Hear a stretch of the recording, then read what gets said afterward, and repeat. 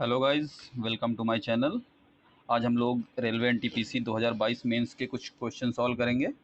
आपको मैं सॉल्व कराऊंगा और आप लोग देखिए कि हम कैसे सॉल्व करते हैं। उसके बाद हम आगे एक सीरीज़ चालू करेंगे आरपीएफ, एसआई और कांस्टेबल के लिए मैथ्स और रीजनिंग के क्वेश्चन की। तो बिना कोई टाइम ख़राब किए हम लोग शुरू करते हैं। 6 या 7 क्वेश्चन होंगे हमारे पास। पहला क्वेश्चन है एवरेज का। ये क्वेश्चन जो है हम लोग 3 स्टेप में सॉल्व करेंगे और अमूमन रेलवेज़ के क्वेश्चन हमेशा लेंदी आते हैं, इसलिए हमें पूरा सॉल्व करना ही होगा। इसकी कोई शॉर्ट ट्रिक नहीं होती। पहला स्टेप है 30 संख्याओं का औसत 55 है, तो पहले इसका सम निकाल लेंगे। 30 गुणे 55।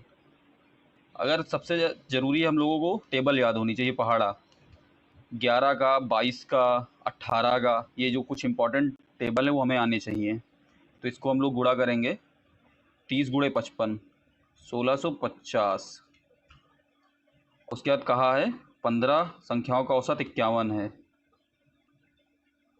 तो 15 संख्याओं का सम निकाल लेंगे।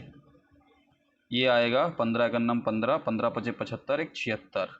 उसके बाद कहा है कि अंतिम 12 संख्याओं का औसत 56 है।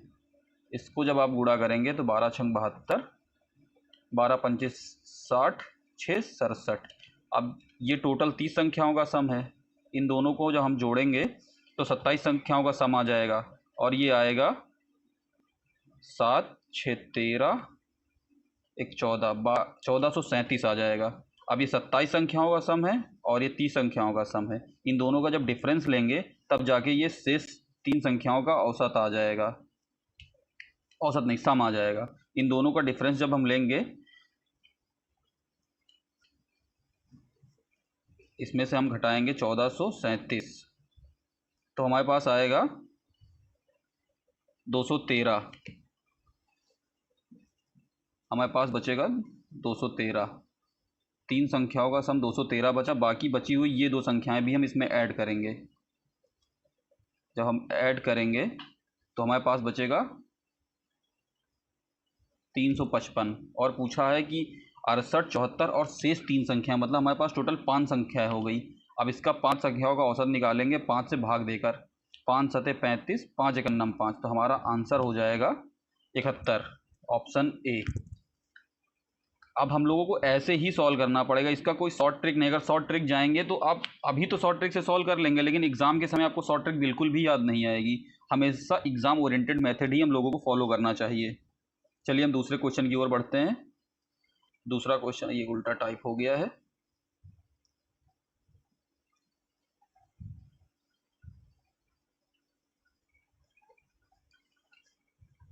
एक प्लेटफॉर्म पर खड़े एक व्यक्ति एक को पार करने में 54 किलोमीटर प्रति घंटे की चाल से गतिमान 450 मीटर लंबी रेलगाड़ी द्वारा लिया गया समय कितना होगा। तो जब कभी भी टाइम जो है किलोमीटर पर आवर में दिया हो और उसे मीटर पर सेकंड में चेंज करना हो, तो हमें जो है 5/18 से गुणा करना होता है। अब ये मीटर में दी गई है रेलगाड़ी की लंबाई, तो हमें 54 किलोमीटर प्रति घंटे की रफ्तार को मीटर पर सेकंड में कन्वर्ट करना होगा। तो पहले इसको वो कर लेते हैं, 54 गुणे 5/18, तो 18 त्रिक 54, तो स्पीड आ गई 15 मीटर पर सेकंड। तो लिया गया समय क्या होगा, speed is equal to distance upon time होता है। मतलब चाल बराबर दूरी बटे समय।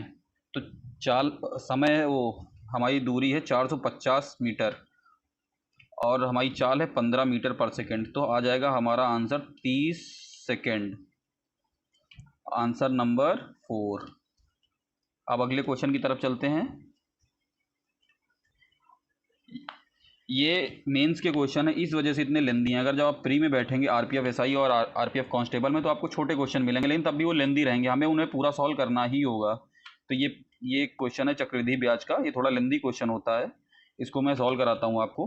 तो इसमें दिया गया है चक्रवृद्धि ब्याज पर एक निश्चित राशि वार्षिक रूप से संयोजित होने पर 2 वर्ष में 56 180 हो जाती है और 3 वर्षों में 59 550.8 हो जाती है।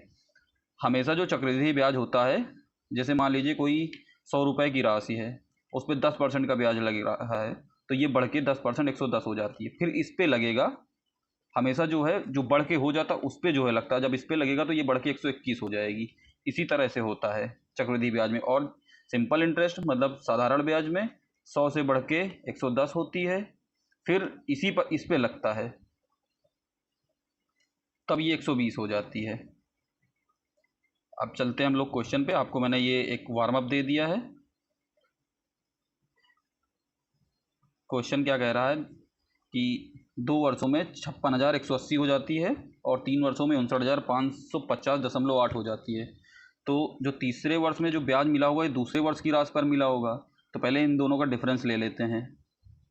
59,550.80 56,180, इसका डिफरेंस क्या होगा 7, और ये 3, और ये 3, 3,370.80, ये इसका डिफरेंस हो गया। तो इसका रेट अब निकाल लेंगे। अब रेट निकलेगा कैसे, 3,370.8 भागे 56,180 गुणे 100,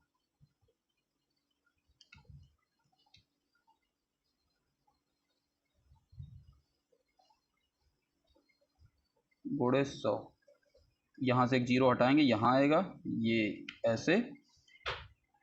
ये जो है अगर आपको टेबल आती रहेगी तब तो आपको सही रहेगा, अगर आपको टेबल नहीं आती है तब आपको दिक्कत पड़ेगी काटने में।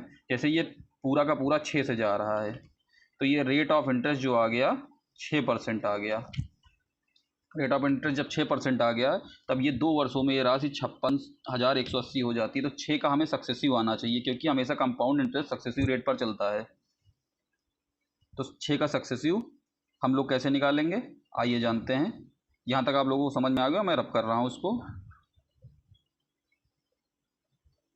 6% का सक्सेसिव रेट कैसे रहा, सक्सेसिव रेट हमेशा ऐसे निकलता है 6 + 6 + 6 × 6/100, ये आ जाएगा 12.36। ये हो गया 2 साल का सक्सेसिव रेट। तो ये राशि जो है 56,180, ये जो बढ़ के हुई है ये 100% पहले रही होगी, उसके बाद 12.36 इसमें जुड़ गया होगा, तो ये 112.36 गुणे 100। ये जब आप काटेंगे, ये कटेगा तो ये 50,000 आ जाएगा। जब आप आरपीएफ वाले पेपर में बैठेंगे तो आपको ऐसे ही क्वेश्चन देखने को मिलेंगे, लेंदी क्वेश्चन होंगे, आपको ये करना ही होगा पूरा सॉल्व। चलिए हम लोग दूसरे क्वेश्चन की तरफ बढ़ते हैं। दूसरा क्वेश्चन भी हमारा साधारण ब्याज का है, इसको पढ़ते हैं और सॉल्व करते हैं।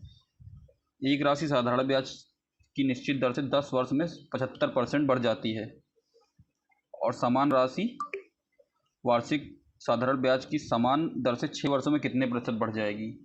सिंपल सा होता है, जैसे सिंपल रेट एसआई जब हम निकालते हैं तो होता है P principal into rate into time, मतलब भागे 100।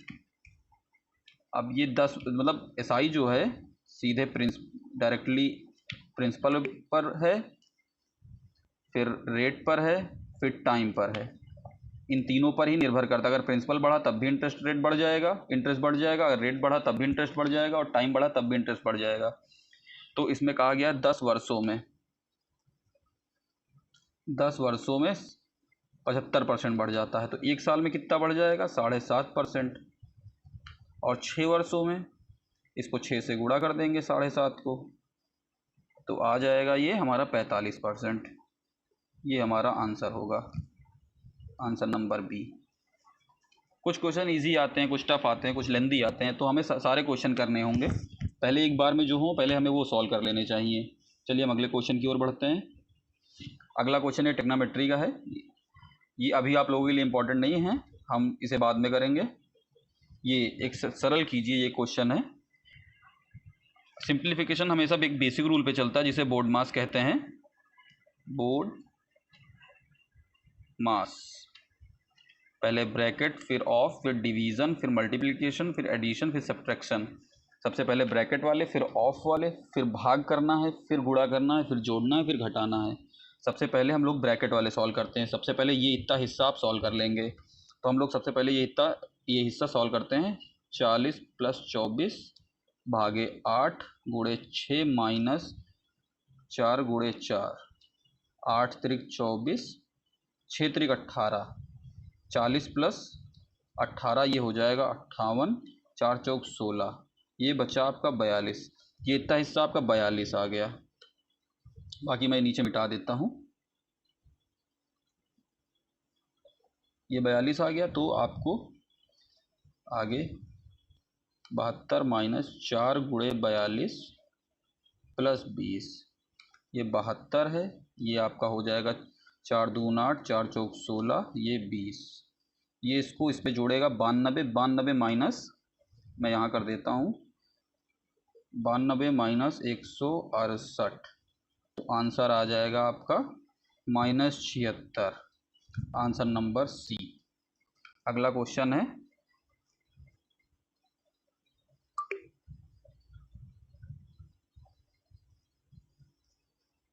ये है क्वेश्चन HCF महत्तम समाप्त वर्तक का। चलिए शुरू करते हैं। तीन संख्याएं हैं, 245, 175, 385। महत्तम समाप्त वर्तक का ये होता है कि जो मतलब जितनी भी संख्याएं दी होती है उसमें सबसे बड़ा कॉमन फैक्टर क्या होता है। जैसे कि अगर मतलब पहले इनको हम प्राइम फैक्टराइजेशन करेंगे। सबसे पहले ये हो जाएगा, सब में 5 5 है आखिरी में, तो 5 का तो मल्टीपल पक्का होगा। तो हम लोग इसको 5 से पहले भाग देंगे। 5 चौक 20, 5 9 45, इसको भी 5 त्रिक 15, 5 सते 35, इसको भी 5 सते 35, 5 सते 35। पहले तो 5 कॉमन लग रहा है, यहाँ से 7 7 मिल जाएगा। इसमें 7 सता 49, 7 पचे 35 और 7 गुणे 11, तो HCF हमारा हो जाएगा 5 गुणे 7 35। ये हमारा आंसर होगा, आंसर नंबर ए। ये एक क्वेश्चन है, ये टाइम स्पीड डिस्टेंस का एक क्वेश्चन है। थोड़ा अच्छा क्वेश्चन है, आप लोग देखिएगा, मैं कराने की कोशिश करता हूँ। एक व्यक्ति किसी निश्चित दूरी को एक निश्चित चाल से तय करता है। यदि वह अपनी चाल में 30% की वृद्धि करता है तो वह उसी दूरी को तय करने में 15 मिनट कम समय लेता है। अपनी वास्तविक चाल से यात्रा करते समय दूरी तय करने में उसके द्वारा लिया गया समय ज्ञात कीजिए। स्पीड जो है हमेशा टाइम के इन्वर्सली प्रोपोर्शनल होती है। अगर टाइम स्पीड बढ़ेगी तो टाइम घट जाएगा, और टाइम बढ़ेगा तो स्पीड घट जाएगी। तो जैसा कि इसमें दिया गया 30% की वृद्धि करता है। 30% को हम कैसे लिख सकते हैं, फ्रैक्शन वैल्यू में 3/10। आपको हर परसेंटेज की फ्रैक्शन वैल्यू आनी चाहिए अगर आपको क्वेश्चन बहुत जल्दी करना है रेशियो मेथड से। तो ये 10 से स्पीड का जो रेशियो है 10 से बढ़कर 13 हो रहा है। तो टाइम क्या हो जाएगा, टाइम इन्वर्सली प्रोपोर्शनल है, तो ये 13 से 10 हो जाएगा। और कहा गया है दूरी तय करने में 15 मिनट का कम समय लेता है, तो इनका डिफरेंस दिया गया है। 3 की वैल्यू आपको 15 दी गई है, तो मतलब 5 गुना। और पूछा गया वास्तविक चाल से, ये समय है ना वास्तविक चाल से, तो 13 गुणे 5 65। 65 का मतलब होता है 1 घंटा 5 मिनट। ये आंसर नंबर सी। एक बार फिर ये सिंप्लीफिकेशन का क्वेश्चन आ गया है, हम लोग फिर इसे सॉल्व करने की कोशिश करते हैं। वही बोर्ड मास रूल हम फॉलो करेंगे। बोर्ड मास रूल, पहले ब्रैकेट, फिर ऑफ, फिर डिवीजन, फिर मल्टीप्लिकेशन, फिर एडिशन, फिर सब्ट्रैक्शन। पहले है 56 भागे 14 गुणे 2 का स्क्वायर मतलब 4 माइनस 12 गुणे 6 भागे 3 प्लस 10 इक्वल टू दिया है जेड के। तो सबसे पहले इसको सॉल्व कर लेंगे। 14 14 चौक 56 और 3 दून 6, 14 चौक 56, 4 चौक 16, 12 दूना 24 plus 10 is equal to Z. इसको इसमें ऐड करेंगे तो 26 माइनस 24, तो आ जाएगा ये 2 के बराबर। Z is equal to 2, answer number D. अब आगे का क्वेश्चन पे चलते हैं हम लोग। इतनी स्लाइड थी, यहाँ पे हमारा वीडियो समाप्त होता है। आप लोग देखिए और बताइए, अगर कोई गलती हुई हो तो आप मुझे कमेंट करिए, मैं उसे सुधार दूंगा। हमारा वीडियो यहीं पे समाप्त होता है। जय हिंद।